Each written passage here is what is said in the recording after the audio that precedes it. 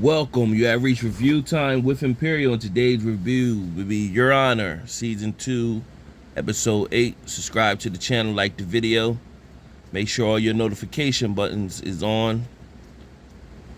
Let's get into it. So this episode 8 was a filler. Not too much went on. You have the grand opening of Big Mo's bar slash lounge nice spot across the street from the Baxter Hotel, and you know her crew Desire is out there, so this is their front, and they have like this is like their lounge area, but they have the bar area. So you see her getting money ready to give to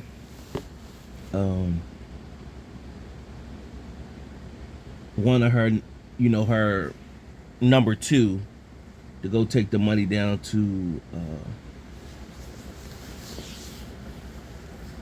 the Colombian in Houston.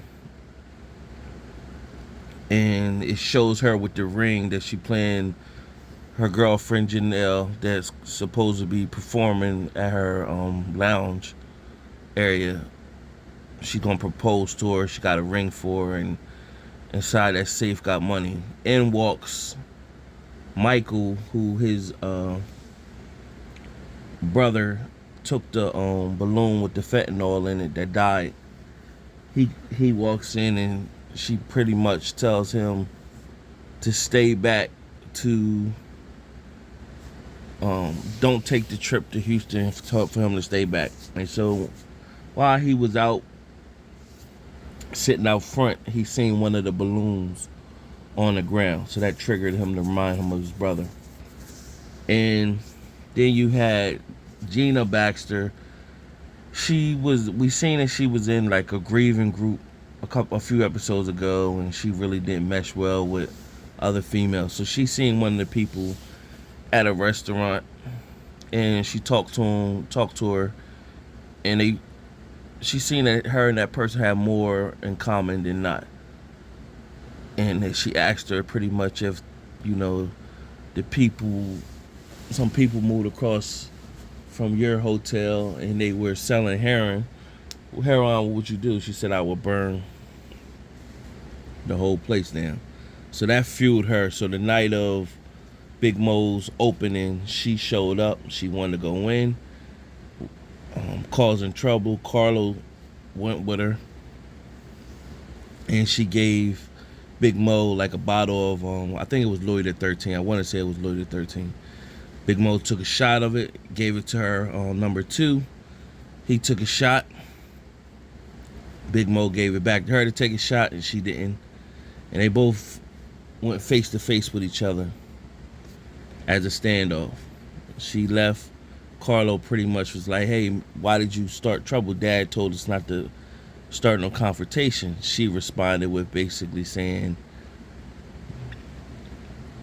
I understand you trying to earn your dad's respect, and I admire that, but you came out of me. So that went there. Then you had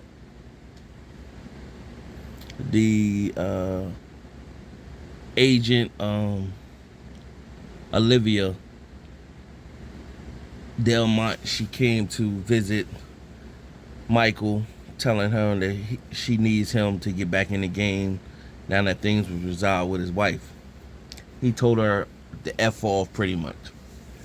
So she showed back up when he was away. Now, from the last episode to this episode, it doesn't tell how much time went by, but we last seen Eugene was in the hospital with a gunshot wound, and Sophia showed up on Michael's step. So it had to be at least, let's just say, give or take, anywhere between a month and 3 months, something like that, because they showed Eugene in jail, where Lee is coming to see him in jail. So Sophia is pretty much living with Michael. She's in the process of taking her GED test, and when she's at the house, and Olivia shows up. She pretty much talked to her saying, hey, I know everything about your family. Your family did all this harm. I need you to get intel on your family so we can bring your family down. She pretty much said, I'm not going to tell on my family no matter what you say they did. So Michael walks in and pretty much says, she's a minor, I'm her lawyer, and I need you to leave. Now, Olivia never told Sophia that she was already dealing with Michael and everything. She didn't tell her the full whatever. She just act like she was just showing up. So Sophia's thinking she could trust Michael and pretty much said, what you think I should do? And he pretty much told her, hey, you need to just worry about you and Rocco and stay away from either side with the Olivia and with your family. So now you got Eugene in jail, Lee working on trying to get him out. She went and go seeing the other side, try to broker deal. They pretty much said 30 to life. And so she came back and threatened them, pretty much telling them like, hey, I know information about the judge, Michael Desiato, and if I know he threw a case, and if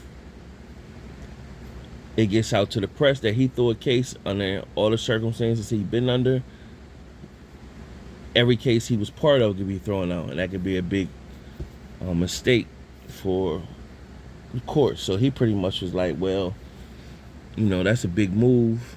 She's looking to get him meaning Eugene, 10 years. He will have to plead guilty, but they give him 10 years, and with good behavior he'd be out in 3. So Eugene pretty much don't want that, because he want to be able to tell his side of the story, everything that happened to him. Now this is going to cause some drama, because for him to tell his side of the story is going to implement a whole bunch of other things, and he actually did kill